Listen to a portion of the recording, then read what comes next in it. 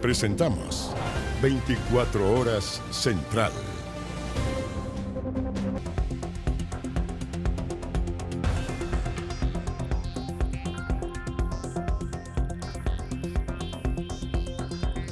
Buenas noches. Comerciantes ambulantes al acecho, largas filas y controles para ingresar. Así fue el tercer día tras el operativo que recuperó las calles de Meix. Sí, una jornada sin incidentes, pero con señales claras de que la guerra contra los toldos azules está lejos de terminar.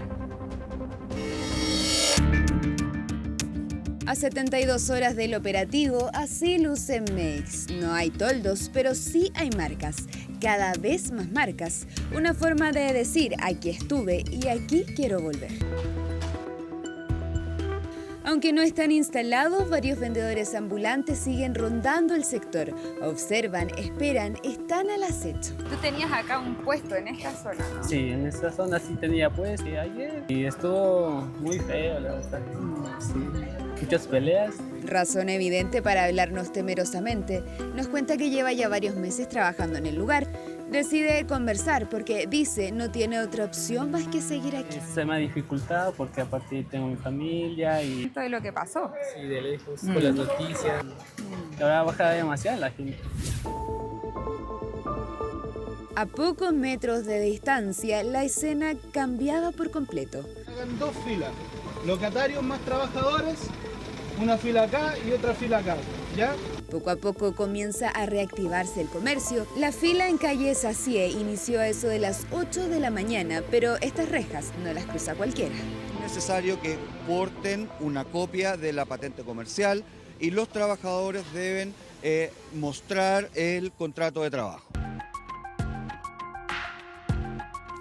Mientras podaban árboles y continuaban aún limpiando restos de los casi 2.000 toldos que acabaron en el suelo, decenas de trabajadores pasaron por el control municipal para ingresar al nuevo Meix. Tengo 40 años más o menos acá en este barrio. Distinto, ¿no? Muy distinto. Está bonito.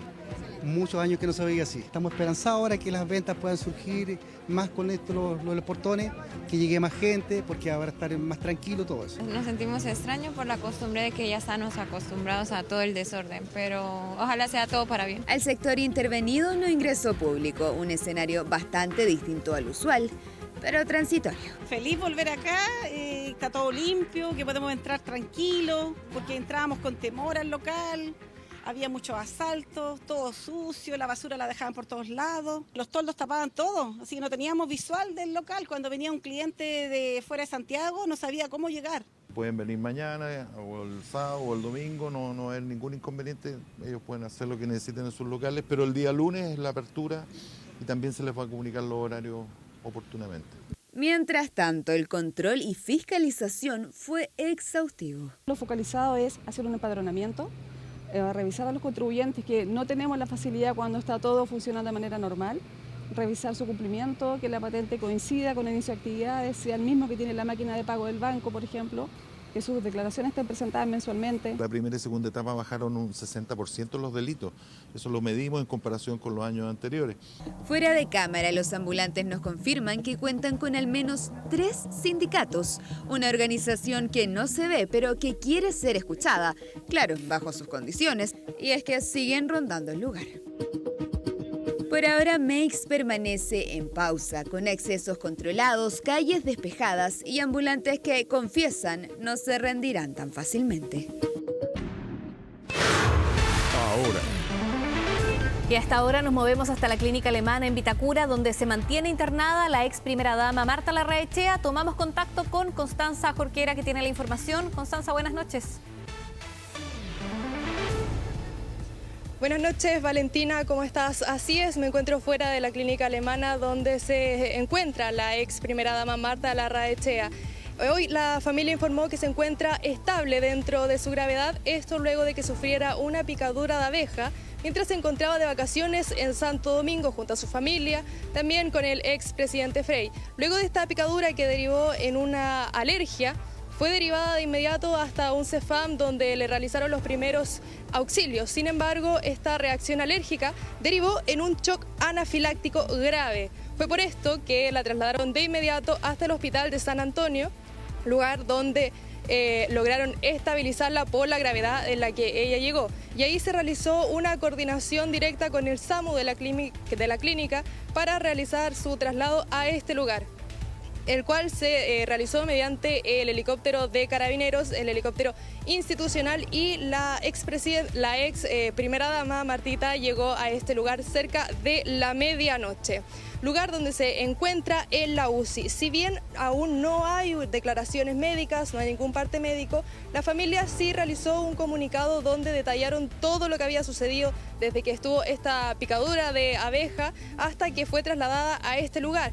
Parte del comunicado dice: como familia queremos expresar nuestro profundo agradecimiento a todo el personal que trató a nuestra mamá durante las últimas horas, a los médicos, funcionarios, técnicos y equipos de salud del CEFAM de Santo Domingo, SAMU y Hospital de San Antonio, quienes entregaron todo su profesionalismo durante las horas críticas. Además, comentarte, Valentina, que al lugar también han llegado visitas, figuras políticas, entre ellas Jorge Tarud, el ex embajador, y también la ministra de Defensa, Adriana del Piano, que lo hizo en calidad de cercana a la familia. Pero, Valentina, también tenemos un informe completo respecto a este caso. Esta picadura podría ser grave. La ex primera dama, Marta Larraechea, fue picada por una abeja mientras se encontraba en Santo Domingo, lo que derivó en un shock anafiláctico severo, una reacción alérgica extrema. Fue trasladada de urgencia al Hospital de San Antonio, donde el equipo médico logró estabilizarla, y luego fue derivada a la clínica alemana en Santiago. Esta mañana su familia compartió un comunicado. Fue ingresada aproximadamente a medianoche y continúa en observación esperando su evolución clínica. Actualmente se encuentra estable dentro de su gravedad. Pero, ¿qué es un shock anafiláctico? Es una reacción alérgica sistémica grave que compromete más de un órgano, que ocurre cuando el sistema inmune reconoce un alergeno, que puede ser un medicamento, puede ser un alimento, puede ser veneno de abeja. Las causas son múltiples, los síntomas son compartidos. Enrojecimiento de piel, dificultad para respirar, dolor abdominal, a veces asociado a vómitos o diarreas, y compromiso de conciencia. Habitualmente esto se da y tiene que ser como requisito después de la segunda exposición al antígeno. Eso quiere decir que si yo tengo una anafilaxia por una picadura de abeja, yo debo haber estado expuesto previamente. En redes sociales existen múltiples testimonios de reacciones severas. En varios de esos casos, el episodio más grave no ocurrió la primera vez. Bernardita Zúñiga nos cuenta su experiencia. Ya era alérgica a la penicilina. Me dieron como antibiótico sulfa. Me empezaron a picar los brazos, me empezaron a salir como ronchas. Y tipo 4 de la mañana amanezco súper hinchada, con el cuerpo lleno de ronchas, me picaba todo y me costaba mucho respirar. Entre un 30 y un 60% de las reacciones alérgicas corresponden a cuadros locales. Por ejemplo, que se hinche una zona de la piel después de una picadura. Las anafilaxias severas, en cambio, representan entre un 0,3 y un 0,8% de los casos. Y de ese grupo, menos de 1% puede llegar a provocar un paro cardiorrespiratorio, pero su escalada es rápida. Nunca se sabe muy bien cuándo una anafilaxia puede progresar a un compromiso más severo, ya que muchas veces no es dosis dependiente. Uno debería tener una evaluación y tratamientos médicos inmediatamente. Por eso es muy importante, la gente que ya tiene antecedentes de esta enfermedad, estar preparados. Pero la prevención también puede llegar desde la inmunoterapia, un tratamiento que busca estimular las defensas naturales del cuerpo. Consiste en un tratamiento a largo plazo, donde la persona se desensibiliza al veneno de la abeja o la avispa, es decir, el sistema inmune deja de reconocerlo y ante subsiguientes picaduras ya no reacciona. Con un tratamiento de este tipo, con una nueva picadura debería reaccionar menos de un 5%, pero sin la terapia, un adulto puede volver a tener una reacción grave en un 60%. Lo importante es reconocer estos alérgenos y poder reaccionar rápidamente para que el shock no sea mortal. Observe bien a esta persona. Algo esconde entre sus vestimentas. Es un teléfono pistola que generó temor en vecinos de Buin. Luego de su detención se descubrió lo que finalmente era. El sospechoso tenía una orden vigente de detención, asistió a tribunales y de seguro ya supone lo que pasó con él. Lo que lleva en su pantalón es imperceptible, a pesar que está parcialmente a la vista. Es por eso que las cámaras municipales de Buin le siguen el paso.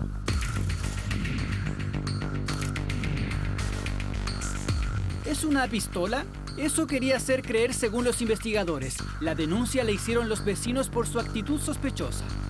Esta persona básicamente lo que estaba haciendo, estaba viendo si es que podía encontrar una posible víctima para efectos de poder intimidarla y obviamente robarle alguna pertenencia, alguna especie. En minutos, el joven de 20 años fue fiscalizado por Buin Seguro. Le preguntaron qué llevaba entre sus vestimentas. ¿Y por qué andas tirando esto? ¿Por qué te con esto, luego?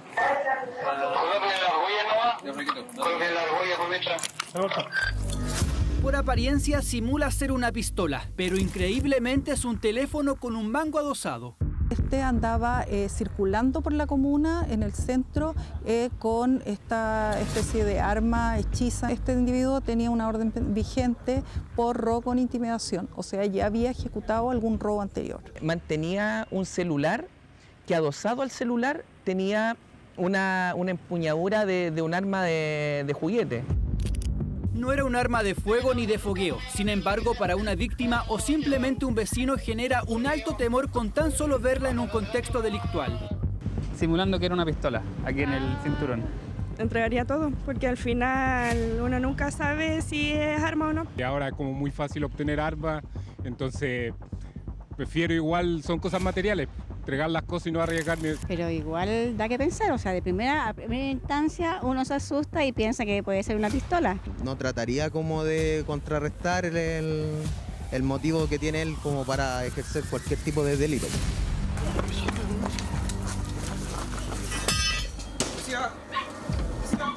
Pero el ingenio de algunos delincuentes no es nuevo. En este operativo de la PDI se incautó un elemento que sorprendió hasta el detective con más experiencia. Es un llavero pistola. Si tú miras al interior, da la impresión que tuviera dos marcos. Claro. Si logra sacar la foto ahí. Es un arma que está diseñada para ser utilizada, digamos, a distancias cercanas, pero un poder efectivo de fuego a 10 metros aproximadamente. Son letales. Producto de un disparo, ¿cierto?, que puede causar graves lesiones o la muerte derechamente. Se puede usar con mucha discreción, pero es mortal como cualquier otra arma. Se incautó en Maipú. Puede realizar hasta 2 disparos en simultáneo. Diseñado para alojar cartuchos calibre .22 long rifle y también cartuchos calibre .22 corto. Vamos a proceder a prepararlo y en teoría vamos a hacer un disparo 1 y 2. Un arma sofisticada, no tanto como este teléfono pistola. El sospechoso con antecedentes por hurto, amenazas y robos quedó apercibido porque en la práctica no realizó ningún tipo de delito. Se hace bien al detener a una persona, ¿por qué? Porque para todos los ojos de una persona razonable, esa persona tenía un arma. Sea real o falsa, no es lo importante. Lo importante es que se le detuvo precisamente para que no cometiera, en este caso, una figura penal. Su orden de captura se emitió porque no había asistido a audiencia, aunque justo debía presentarse al día siguiente de este hecho. Esta vez sí fue y salió caminando a su casa.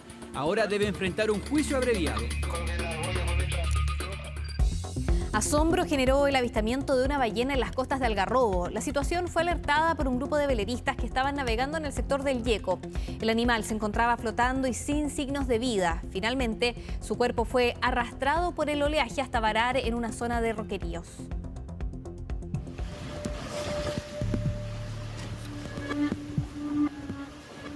Su imponente presencia por las costas de Algarrobo no pasó inadvertida.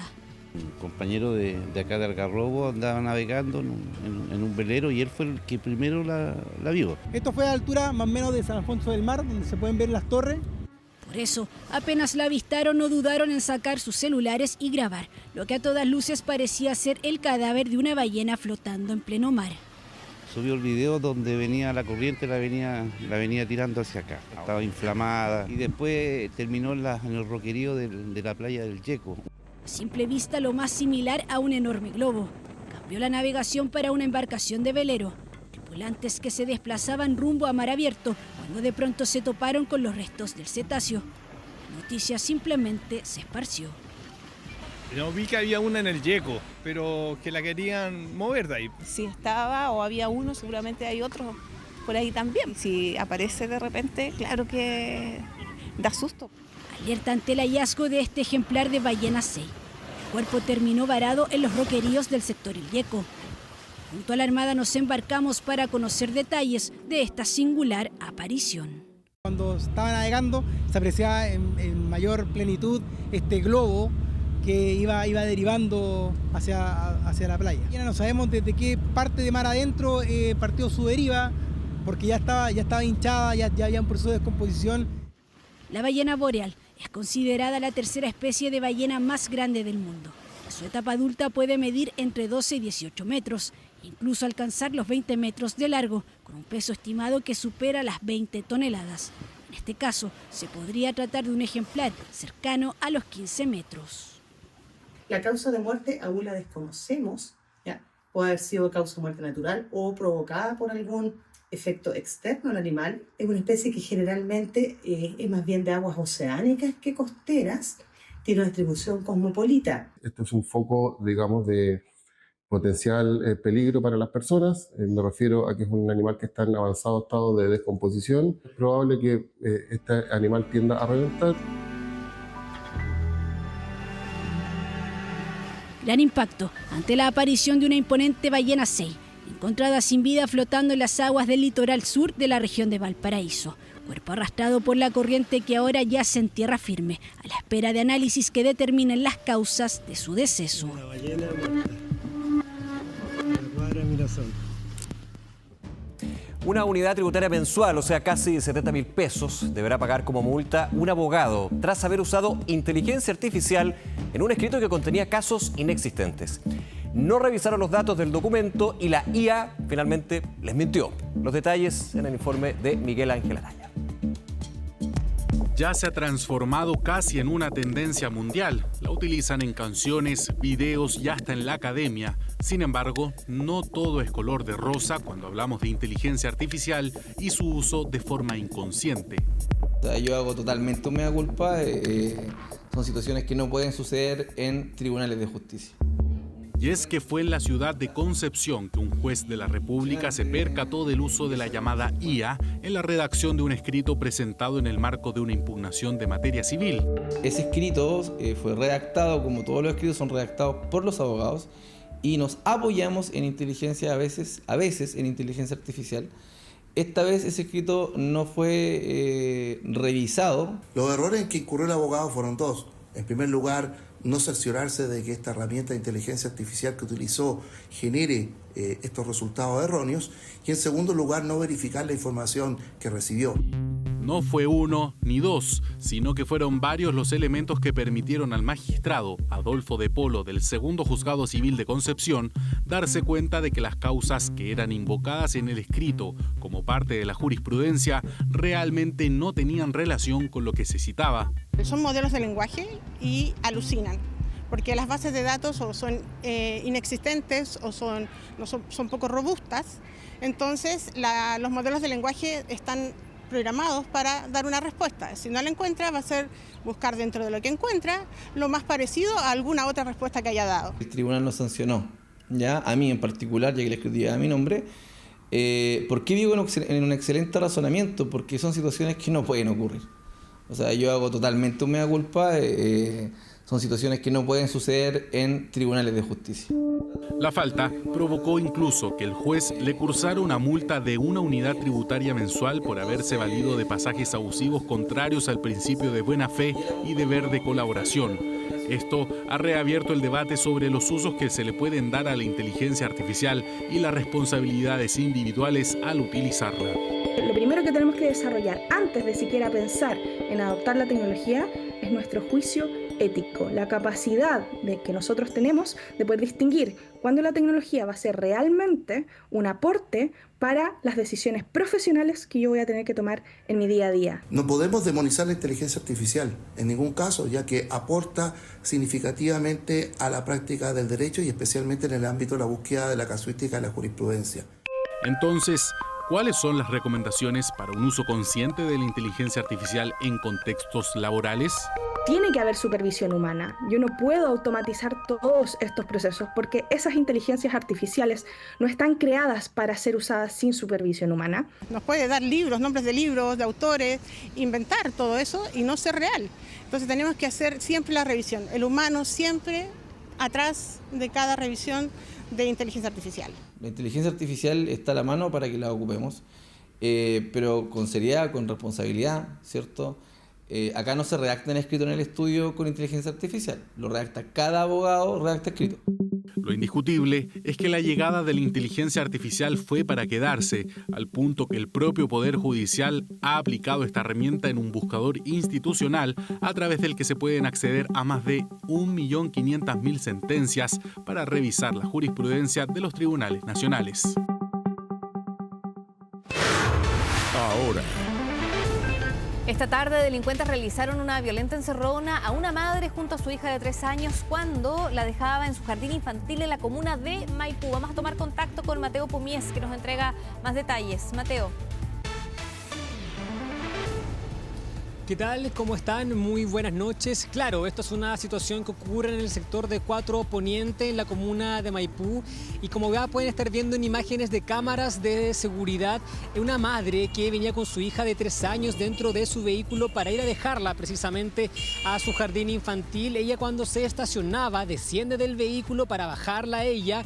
Es cuando llega entonces un vehículo que ha trascendido que también era un vehículo robado del día anterior, del que descienden 3 delincuentes armados, ¿sí? Quienes van entonces directo hasta la madre, la amenazan. Ella lo único que decía y gritaba en esos momentos era que por favor la dejaran sacar a su hija del vehículo. Esto es algo que los delincuentes accedieron. Como pueden estar viendo en imágenes, ella logra sacar a la hija del vehículo junto a su mochila para luego entonces los delincuentes tomar algunas de las pertenencias, subirse al vehículo e intentar escapar.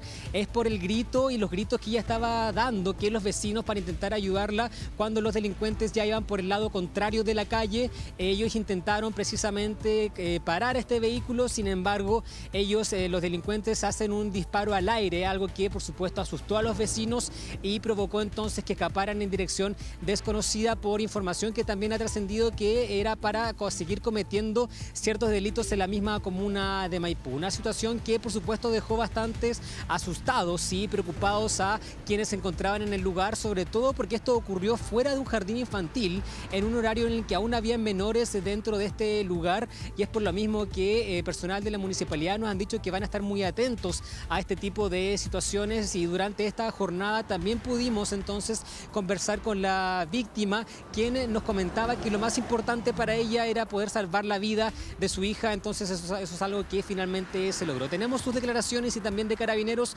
pasamos a escucharlas de inmediato.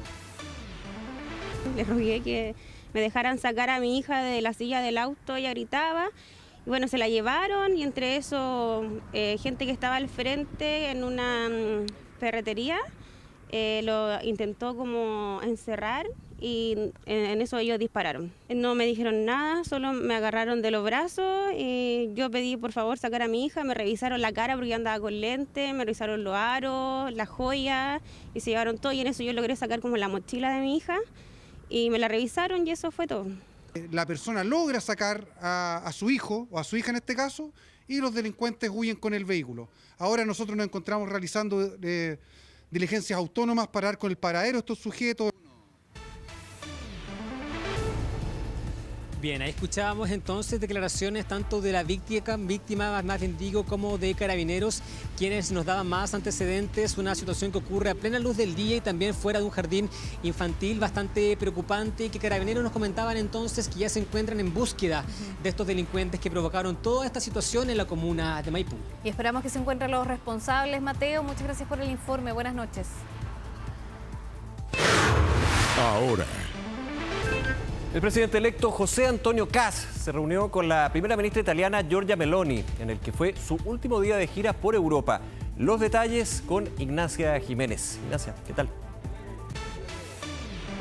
¿Cómo están? Muy buenas noches. Estamos en el aeropuerto de Roma porque ya ha finalizado esta gira internacional por Europa del presidente electo José Antonio Kast. Esta jornada se reunió por cerca de 2 horas con la primera ministra de Italia, Giorgia Meloni. Última reunión, algunos consideran quizás la de mayor relevancia para José Antonio Kast durante esta gira. Una reunión que yo les decía duró cerca de 2 horas y no es la primera entre ambos. De hecho, José Antonio Kast se reunió el año pasado cuando aún era candidato presidencial con la primera ministra de este país para hablar de temas de seguridad, también de temas carcelarios. El propio Kast ha dicho que él admira a Giorgia Meloni y que tiene la intención de imitar parte de lo que él mismo considera el modelo Meloni aplicado en este país, de quien es finalmente la primera mujer en llegar a este cargo de primera ministra y quien tiene una carrera bastante similar a la de José Antonio Kast.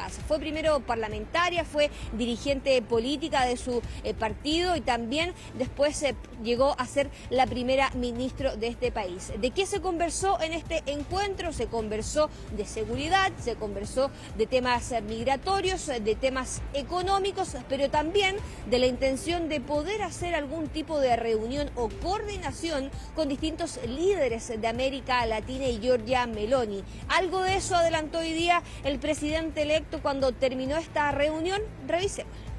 Lo que hemos podido conversar con la primera ministra Meloni, con su asesor en relaciones internacionales, es principalmente el tema del combate a la migración irregular, el tema de cómo recuperar inversiones que ellos han logrado, cómo plantear certeza jurídica para las inversiones que nosotros necesitamos que se realicen en Chile, y también en materias de incentivo al pleno empleo. Le dejamos planteado, y ella lo sugirió, que en algún momento ella podría realizar una reunión para recibir a distintos presidentes de Sudamérica, de Centroamérica, para ir generando alianzas en temas que nos interesan. Una idea de una coordinación con quienes piensan similar, al menos en el continente americano, una coordinación que es recién inicial y que se planteó en este encuentro, donde yo les decía, se habló de bastantes temas y estaba presente también el futuro canciller del gobierno de José Antonio Kast. Estamos hablando de Francisco Pérez Maquena. Él fue quien ahondó al término de este encuentro sobre los temas que se conversaron con Giorgia Meloni y también la agenda que se lleva pendiente, porque el propio mandatario electo dijo que se lleva tarea para la casa el próximo canciller. Pasemos a revisar lo que señaló Francisco Pérez Maquena. Nos surgieron varias ideas en materia de estímulo a la inversión extranjera, que van desde, bueno, obviamente las condiciones económicas hasta hacerse cargo de la atención de los inversionistas, con personas que estén dedicadas especialmente a resolverle los problemas de permisología, burocracia. Yo creo que eso fue muy interesante. Y también en el tema laboral, una serie de incentivos para corregir algunas distorsiones que hay, que por ejemplo podrían favorecer la incorporación más significativa de las mujeres al mundo del trabajo sin que eso conspire con su necesidad de atender las cosas de la familia.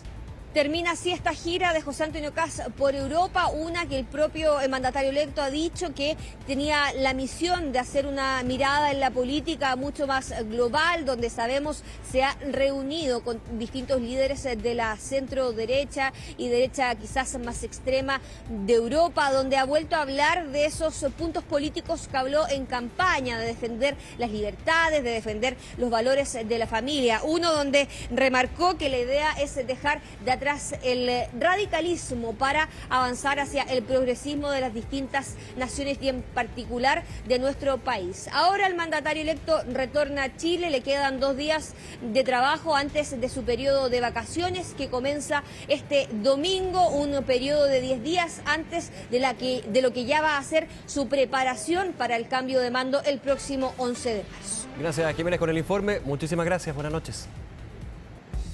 Bien, revisamos otros temas. 3 playas de la región de Valparaíso se encuentran con prohibición de baño por la presencia de la fragata portuguesa. Playa Amarilla de Concón es la última que ha sido cerrada. Durante la época estival su presencia se ha registrado ya en 6 comunas.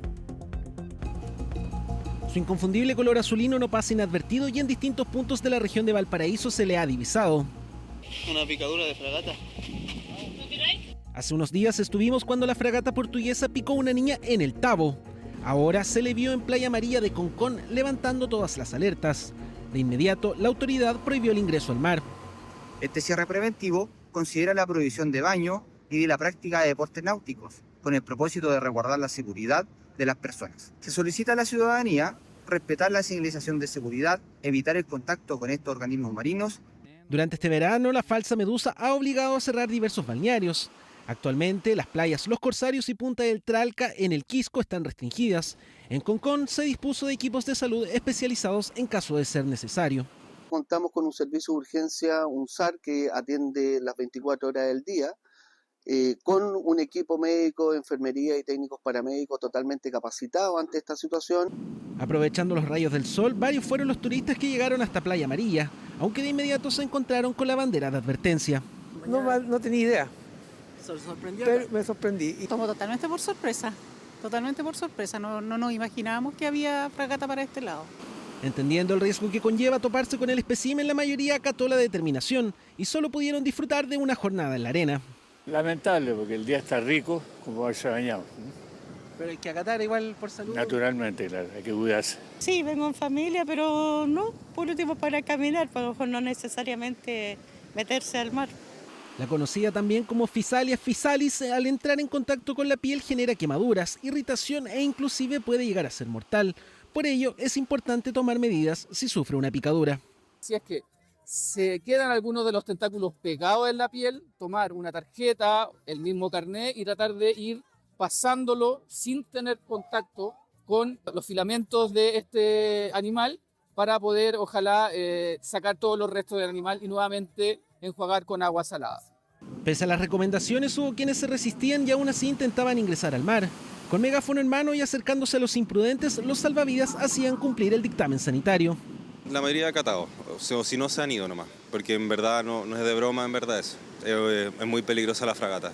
Pero su aparición en las costas de nuestro océano, el Océano Pacífico, se explica fundamentalmente por las alteraciones meteorológicas temporales. De esta forma, Concón se convirtió en la sexta comuna de la región de Valparaíso en ser visitada por la falsa medusa durante la presente temporada estival. A nivel nacional, además, se le ha divisado las regiones de Coquimbo y Los Lagos. Incertidumbre generó en los mercados la posible salida de una de las principales empresas chinas del negocio del litio.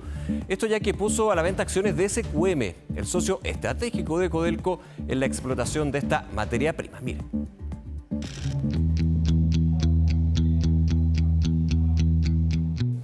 Es una de las alianzas más celebradas en nuestro país en el último tiempo. Hablamos de la sociedad entre Sokimich y Codelco, que se materializará a través de la empresa Nova Andino y que tiene como objetivo la explotación y comercialización de litio en el Salar de Atacama hasta el año 2060. Eso sí, esta relación público-privada no dejó a todos contentos. Tianqi es una de las empresas más importantes productoras de litio, digamos que gran parte de sus acciones es el gobierno chino. La estrategia de China en el mundo es básicamente una integración vertical con todas las materias primas. ¿Qué quiero decir con eso? Que donde invierte China siempre quiere el control, pero no ha ocurrido justamente en Chile con SQM. Así es, la empresa china Tianqi Lithium, dueña del 22% de las acciones de SQM, no ha estado de acuerdo con esta alianza, con el argumento de que no fueron contemplados los accionistas para avisar este acuerdo. Fue justo en medio de este conflicto que la compañía asiática tomó una decisión. Y anunciaba ventas de alrededor del 1% de las acciones que tienen efectivamente de SQM. Eso generó un entorno de duda de qué es lo que va a hacer debido a que es un inversionista mayoritario, por lo que generó ruido en el mercado. Un ruido que se reflejó en la caída de las acciones de SQM en torno a un 5% y que arrastró el miércoles a la Bolsa de Santiago, al ser una de las firmas más valiosas, aunque la preocupación del mercado surge tras una intervención de la empresa china, de la cual después se retractó. Dejaba abierta la puerta a vender toda su posición y eso generaría mucha volatilidad en la acción. Luego de eso se borró el comunicado, no hemos tenido una respuesta oficial, pero deja sembrada esa duda en torno al potencial de vender toda su participación. Pero, ¿qué efectos podría tener en la producción de litio el posible retiro total de esta firma? En general, digamos, va a ser neutro respecto al precio, porque el precio del litio, digamos, obedece a otros parámetros de mercado. Entonces, creo que Tianqi en estos momentos, digamos, a mi juicio, yo creo que puede ser una amenaza y se va a quedar solamente en eso. Un anuncio que movilizó los mercados, aunque los analistas advierten que SQM en los últimos 6 meses ha duplicado su valor. Ahora.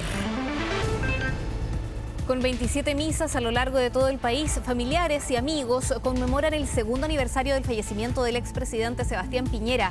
En la capital, parte de su ex gabinete también se hizo presente en la ceremonia. Tomamos contacto con Ángela Mejía, que nos cuenta más. Ángela, buenas noches. Hola Valen, muy buenas noches a todos en sus casas. Claro, en la iglesia Los Santos Ángeles Custodios en la comuna de Providencia se realizó esta misa para recordar, para conmemorar al expresidente Sebastián Piñera, justamente a portas de cumplirse 2 años de su fallecimiento. Recordemos que él falleció el 6 de febrero de 2024 en un trágico accidente en helicóptero en Lago Ranco, y es justamente ahora se realizó esta misa en homenaje a su memoria, en homenaje a él. Esta es una de las 27 misas que se van a estar realizando, liturgias conmemorativas en su honor, en su memoria, en todo el país, misas que se empezaron a realizar desde esta jornada y que se van a realizar mañana y el día sábado. Misas además que son organizadas por Renovación Nacional, partido en el que militó el expresidente Sebastián Piñera desde el año 1989 hasta el año 2010. Acá en la comuna de Providencia llegaron muchas personalidades, representantes del partido de Renovación Nacional, juventudes, ex colaboradores y también cercanos al expresidente Sebastián Piñera, justamente para participar de esta misa, para recordarlo como persona, para recordar su trabajo y sobre todo su vocación pública. Llegó, por ejemplo, el exministro de Trabajo, Patricio Melero, la exministra de Transportes, Gloria Hood, el exministro de Salud, Enrique París, y también ex subsecretarios que trabajaron con él, donde ellos reconocían su templanza, su gestión, por ejemplo, en emergencias como el terremoto del 2010 o el rescate de los 33 mineros en San José, también emergencias como el estallido social, la pandemia, por ejemplo, pero también asistieron futuras autoridades, por ejemplo, el futuro ministro José García Ruminó o el futuro ministro del Interior Claudio Alvarado, quien también tuvo la oportunidad de trabajar con el expresidente Sebastián Piñera. Yo quiero que revisemos parte de las declaraciones que entregaron parte de quienes compartieron con el expresidente y que trabajaron con él. Trabajamos juntos en un periodo difícil de la pandemia y creo que él, igual que con otros ministros, entregó su apoyo incondicional. El presidente Boric, algunas personas del gobierno actual han reconocido la gran labor que hizo el presidente Piñera. Perdura en gran parte de los chilenos el recuerdo de un presidente muy activo, que implementó muchas políticas públicas de beneficio social. Es un ejemplo a tomar, sobre todo cuando el país enfrenta emergencias. La actitud del presidente Piñera fue siempre positiva. Claro, declaraciones que se dieron entonces en esta misa por parte de quienes participaron en lo que es esta conmemoración en base a el segundo aniversario del fallecimiento del expresidente Sebastián Piñera, y señalaban parte de los presentes que la figura del exmandatario ha sido aquilatada por la ciudadanía y que de hecho esta ha sido revalorizada. Señalaban también los presentes, destacaban su vocación en esta conmemoración de quien ostentó el cargo político más importante en el país por 2 periodos no consecutivos. Y yo les decía, este es solamente uno de los 27 actos que se tienen contemplados. El día de mañana se va a realizar la liturgia principal, se va a realizar justamente en Lago Ranco, en un acto que va a ser simbólico, cargado de mucha emoción, porque allí van a estar sus familiares, y se va a realizar justamente en el muelle donde fue rescatado el cuerpo del expresidente Sebastián Piñera. Claro, porque mañana, justamente el 6 de febrero, es el día exacto de la conmemoración de los 2 años del fallecimiento del expresidente. Ángela Mejía, muchas gracias por la información. Vamos a la política. El presidente electo José Antonio Kast presentará en los próximos días a sus futuros subsecretarios y delegados presidenciales. Sí, todo esto en medio de la preocupación de distintos partidos de su sector por la poca representatividad partidaria en el futuro y denominado gobierno de emergencia. ¿Sábado la presentación? No se preocupen que todo va a estar bien. ¿Sí? Anuncio de subsecretarios y delegados presidenciales de José Antonio Kast que se postergó. ¿Por qué va a ser el sábado? Originalmente, el presidente electo iba a presentar a sus futuras autoridades el pasado 30 de enero. Sin embargo, la intensidad de su agenda internacional lo llevó a mover este anuncio para este viernes 6, fecha que también se corrió, pero por ahora solo un día. Así que espero, ya estando en Chile, poder hacer el anuncio de que están todos nuestros subsecretarios, o casi todos nuestros subsecretarios, puede que falte uno o dos, ¿no es cierto?, y todos nuestros delegados regionales. ¿Usted tiene todo preparado para el anuncio? ¿Tiene a su subsecretario listo o subsecretaria, no sabemos? Todo preparado. ¿Ya está listo su subsecretario? Este gesto se dio hace algunos días y se ve al designado ministro de Justicia apuntando al ex constituyente Luis Silva. Son varias las subsecretarías que ya tienen nombre y apellido. Por ahora, Máximo Pavés asumiría en Interior, Silva en Justicia, Constanza Castillo en la SECPRES, Sebastián Figueroa en la Subdere y Fernando Peña en la Subsecretaría de Educación Superior. ¿Presidente, su secretario de Seguridad está listo? Está todo listo. Pese a estar listo dicho nombre en la interna, aún es una incógnita y por ahora se habla del diputado y presidente de Amarillos, Andrés Joanet, quien fue intendente de la región de la Araucanía bajo el segundo gobierno de Michelle Bachelet. También se barajaba Álvaro Belolio, exdirector de Migraciones de Sebastián Piñera y actual core de la región metropolitana. ¿Pero está disponible? Estoy disponible, siempre he estado disponible. Así tiene que ser. Este jueves, el vicealmirante en retiro de la Armada, Alberto Soto, se dejó ver en la oficina del presidente electo, nombre que suena para asumir como delegado presidencial de Tarapacá. ¿Qué ocurrirá en otras regiones? Sofía Cid sería la futura delegada de Atacama, Manuel Millones de Valparaíso, Germán Codina de la región metropolitana y Francisco Liubetich de la Araucanía. No tengo ninguna duda tampoco de que el presidente Kast va a considerar a los partidos políticos en sus decisiones, porque no hay que construir solamente una mayoría social, sino que también parlamentaria y política que le dé respaldo al gobierno. Obviamente esperamos que con un partido leal y colaborador con el nuevo gobierno, obviamente estemos representados, pero cuánto, en qué regiones, eso lo determina solamente el presidente de la República. Actualmente hay 16 ministros designados que son independientes y 8 militantes. La apuesta de los partidos políticos era que en esta pasada se equilibraran las fuerzas, algo que hasta ahora tampoco estaría ocurriendo. Al menos Republicanos se ha mostrado optimista. ¿Y espera que haya militantes republicanos también entrando en esa nómina, no? Es muy probable que haya más que uno. ¿Más que en Chile Vamos? No lo sé, no es una competencia de quién tiene más militantes. Escenario complicado para los partidos políticos en esta segunda pasada. Puede que no haya, por así decirlo, equilibrio político propiamente tal, pero yo sí puedo decir, hasta donde conozco, es que los nombres han sido debidamente informados y debidamente compartidos con anticipación con los presidentes de los partidos políticos y hay bastante consenso de que las personas que se estarían nombrando, la decisión final es del presidente José Antonio Kast. Por ahora siguen ciertas incógnitas que se mantendrán hasta el día en que el presidente electo presente a quienes formarán parte importante de su denominado gobierno de emergencia. Cambiamos de tema. La Superintendencia de Servicios Sanitarios dio a conocer que el edificio que alberga la Dirección de Seguridad de Limache no ha pagado el agua desde hace un año. El hecho fue denunciado por concejales, quienes exigen claridad. Desde el municipio indican que pagarán retroactivamente una vez formalizada la recepción del recinto. Prevenir delitos y brindar mayor seguridad para quienes viven y visitan la comuna. Se presentaba como la solución para enfrentar las sensibilidades. La Dirección de Seguridad de Limache fue inaugurada con bombos y platillos en febrero de 2025. Construcción de 175 millones de pesos que cumple su función, pero que está en el centro de la polémica por el no pago de las cuentas de agua. Informa usted que esta superintendencia procedió a la revisión de los antecedentes aportados por ambas partes, concluyendo que este servicio no ha sido regularizado ante la empresa SBAL. Así lo detalló la Superintendencia de Servicios Sanitarios. El organismo confirmó que este edificio no tiene regularizado el suministro del recurso. En palabras simples, lleva más de un año sin pagar, detalle que saltó a la luz en el Consejo Municipal. Efectivamente verificamos que tenemos agua, pero no pudimos comprobar ninguna boleta de pago. Lo que no sabíamos es que no existía contrato con la empresa SBAL. No se está pagando de manera mensual el tema del agua. Además, el informe del ente fiscalizador indica que el municipio como propietario debe normalizar la situación hasta la fecha en que se encuentra en forma irregular. Y aquí existen recursos públicos involucrados, tomar acción y mejorar esto, o sea, regularizar a la brevedad posible. Recinto que irónicamente no cuenta con la recepción municipal definitiva, hasta ahora solo tiene la provisoria. Por el momento sigue funcionando y posee hasta un medidor instalado. Tiene que pagarlo. Sí, pues.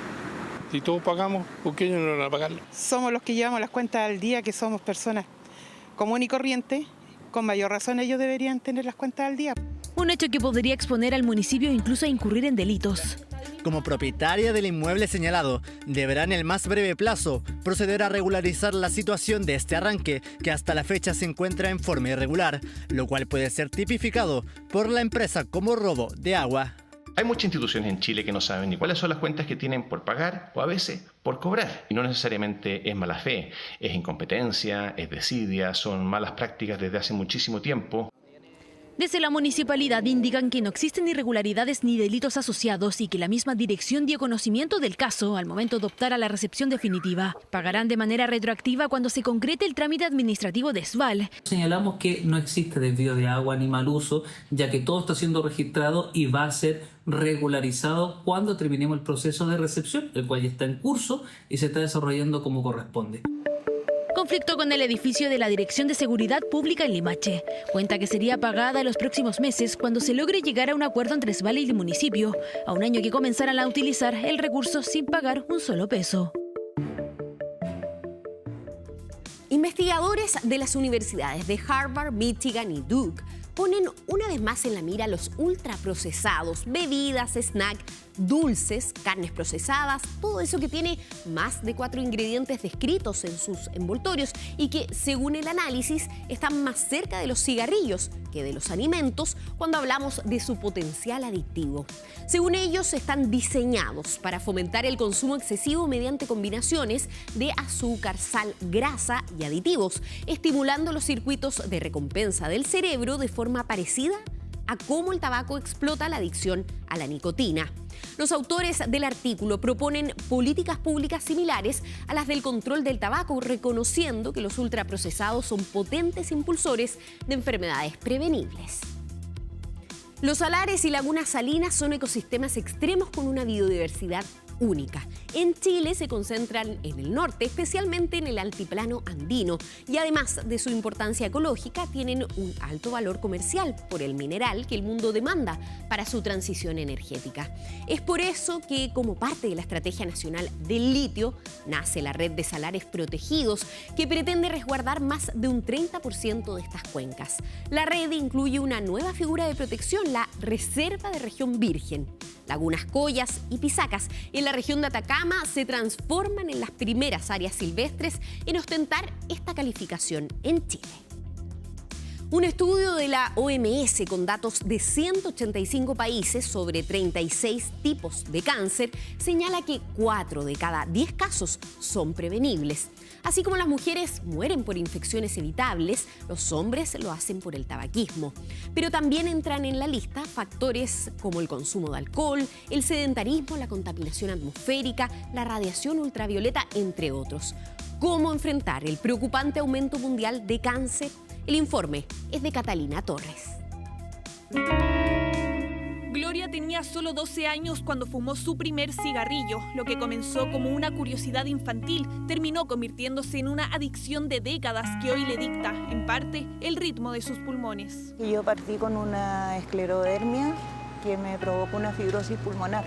Me cansaba demasiado todo, me mandaron a hacer un PET porque el escáner había salido como algo extraño. Y al hacerme el PET se dieron cuenta que tenía un nódulo en el pulmón, que obviamente era cáncer. La historia de Gloria es reflejo de una crisis mundial. En 2025 se diagnosticaron 20 millones de nuevos casos. En Chile, esta enfermedad es la primera causa de muerte desde 2019. Tenemos incidencia en aumento y tenemos en Chile alrededor de 60.000 casos nuevos por año, ¿ya? Y tenemos una mortalidad anual que está superando 30.000 fallecimientos por año.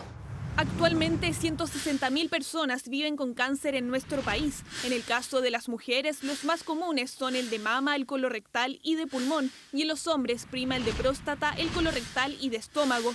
Si hablamos de mortalidad, estos 4 tipos que usted ve en pantalla concentran el mayor impacto oncológico a nivel nacional. Y eso tiene que ver mucho con los estilos de vida saludables o no, y ahí yo creo que es donde tenemos que intervenir mucho a nivel poblacional para fortalecer un buen estilo de vida y evitar así la aparición de cánceres que son más prevenibles. Según un reciente análisis de la Organización Mundial de la Salud y el Centro Internacional de Investigaciones sobre el Cáncer, 4 de cada 10 casos podrían prevenirse a nivel mundial. Esto significa que 7,1 millones de diagnósticos son evitables. Lo importante de esto es que tienes una herramienta que pudiera ser eficaz para disminuir en teoría la mortalidad, porque hay factores de riesgo que no son modificables, principalmente la edad, el sexo, ¿cierto? Y los factores hereditarios genéticos. En cambio, hay conductas que de ser modificadas podrían cambiar el destino de millones de personas. El estudio que examinó 30 factores de riesgo prevenibles catalogó al tabaquismo como el principal. Fumaba casi una cajetilla diaria. Sí. Fumé hasta un año atrás y de repente sigo todavía, es muy difícil dejarlo. La abstinencia del tabaco, en el fondo, el detenerlo, disminuye el riesgo de cáncer. Hay que pensar que el tabaco en general produce más de 20 tipos de cánceres y tiene cientos de carcinogénicos.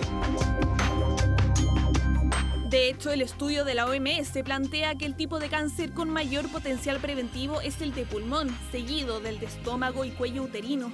Dentro de los factores relacionados con estas patologías se encuentran infecciones como el virus papiloma humano, la bacteria Helicobacter pylori y el alcohol.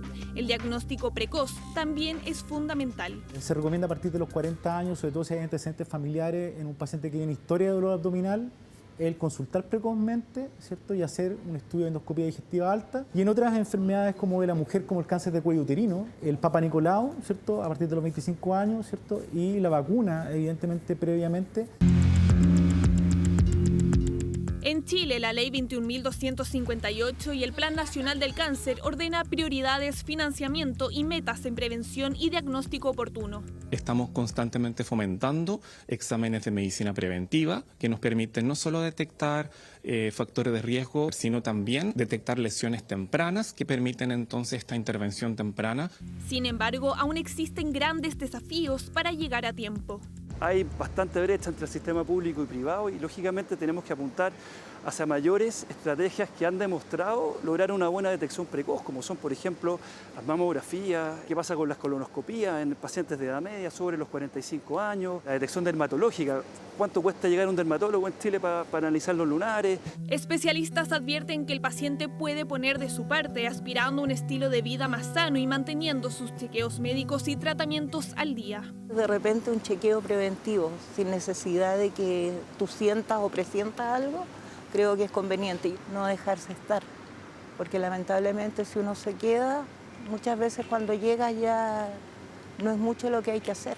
La historia de Gloria no es solo un testimonio personal, es una advertencia. Mientras el Global Cancer Observatory estima que para el 2030 los nuevos casos llegarán a 22,6 millones, la evidencia es significativa.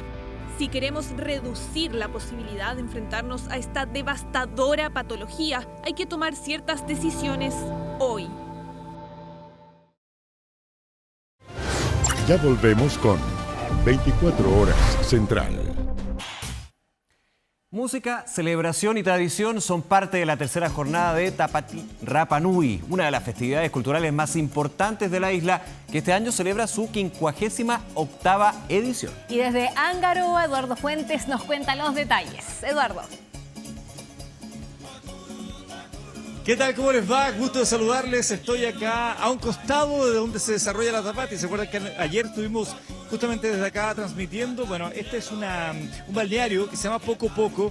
Es artificial. Esto fue un trabajo que se hizo para desarrollar un espacio y aquí es como una piscina natural. Los niños vienen, mucho piquero acá. Es una zona de mucho encuentro. Familias también que vienen, se instalan en las laderas. Mira ya la gente como saluda. A esta hora todavía hay gente. Recordemos que aquí estamos con 2 horas menos y por lo tanto disfrutan. Y mira, incluso hay una más pequeña acá para los más chiquititos para que puedan también bañarse y disfrutar de estos días ricos. acá la temperatura en Rapa Nui oscila, hoy día ha sido un día especial, porque oscila entre los 22, los 25, 26 grados, pero además hoy tuvimos precipitaciones fuertes por el momento. De hecho, en la mañana cuando estábamos haciendo el primer despacho para el Buenos Días a Todos, llovió un rato, pero después llovió más fuerte, pero nada que impidiera recorrer lugares hermosos. Fuimos a la cantera esta mañana, que es la cantera Rano Raraku, donde sale el 99% de los moai que existe en la isla. Y ahí uno se da cuenta del gran misterio.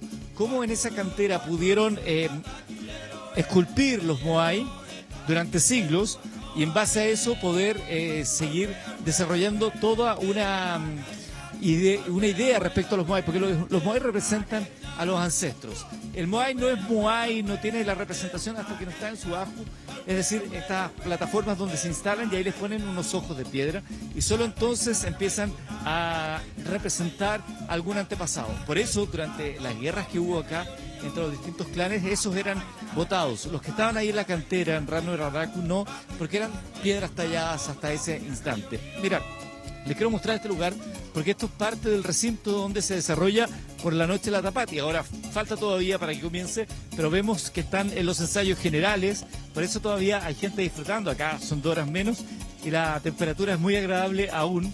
Luego se empieza a llenar de gente, empieza también a haber bailes. Los locales estos se llenan de puestos de comida, de artesanía y comienza la fiesta. Pero para eso faltan todavía un par de horas para que eso se desarrolle. Rapa Nui gira en torno a la Tapati, hay muchas actividades deportivas, también culturales, desarrollo. Hoy día podíamos ver, por ejemplo, campeonatos donde se veía el trabajo de la tala de madera, también de tejidos orgánicos que los sacan desde la madera, luego los convierten en una pasta y posteriormente en papel, y todas esas actividades tienen puntuación para las 2 reinas y sus clanes que están luchando por convertirse en los reinos de la Tapati 2026. Aquí vemos familias completas. A ver si podemos hablar con ellas. Hola, ¿qué tal? ¿Cuál es tu nombre? Sofía. ¿De dónde eres? De Santiago. De Santiago, ya. ¿Primera vez en la isla? Sí, primera vez en la isla. ¿Y qué te parece? Hermosa. Les recomiendo a todos que vengan, una experiencia maravillosa. La gente muy amable, todo muy lindo, se come muy bien. Es un destino imperdible. Sofía, ¿viniste a propósito de la Tapati o fue coincidencia? No, a propósito de la Tapati. Vinimos con mis suegros, mi pololo, la abuelita, estamos todas las familias juntas. ¿Andan grupos juntos? Sí. ¿Ella es la mamá? Suegra, ¿cómo está? ¿Se puede poner de pie? ¿Su nombre? Erika. Erika, ¿y cómo lo ha pasado acá en Rapa Nui? Espectacular. Muy bien, muy bien. ¿Ha comido algo rico acá? Todo rico. ¿Pero cómo qué, por ejemplo? ¿Atún? Sí, acabamos de comer empanadas de ceviche que no las conocí. Son ricas. Exquisitas. Así que no, hemos pasado una semana pero espectacular. Oiga, ¿y cómo le han tratado acá a la gente de Rapa Nui? Bien, cariñosos. ¿Son muy cariñosos? Sí, sí. Que por ahí de pronto queda como la idea de que no, que son como distantes. Y al contrario, yo encuentro que han sido súper amables. Para nada, no, para nada. Y también te dan tips de dónde puedes ir, los lugares que tienes que conocer. No, súper bien. Un agrado eso. Muchas gracias, que lo sigan disfrutando. Como pueden ver, esto es parte de lo que se está viendo ahora. Hay muchas cosas todavía por hacer. La invitación es a que vengan a disfrutar de Rapa Nui todo el año. Siempre hay muchas posibilidades y ahora en Tapati más todavía. Y quedan muchos días todavía de Tapati. Nosotros mañana en el Buenos Días a Todos estaremos transmitiendo nuevamente en vivo desde acá para contarte detalles. Les vamos a mostrar el viaje justamente a Rano Raraku y muchas cosas más. Así que los dejo invitados desde ya. Muchas gracias a todos. Eduardo Fuentes, desde Rapa Nui, 24 horas. Muy bien, Edu. Gracias, un abrazo. Mañana, buenos días a todos entonces. Chao, cuídate.